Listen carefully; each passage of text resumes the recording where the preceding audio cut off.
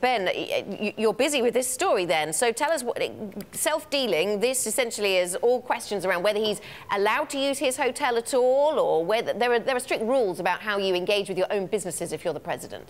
Exactly. The federal law basically stops candidates from using campaign funds for personal use, and sometimes that's just something as simply as going to a business they own, like a hotel. That's okay if it's at the market price, but if the campaign is paying the hotel way more and it's seemingly then going into the candidate or into the president's pocket, well, that's a big problem. It's interesting, too, because an expert I spoke to said, well, hey, if the hotel gives the campaign a break, well, that's actually a problem, too, because that's an illegal corporate donation to the campaign, in-kind contribution, essentially. And so you have, as you say, all these ethics questions swirling.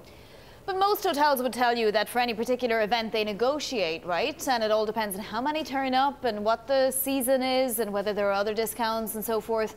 Is there anything written down that legally would, make this a problem?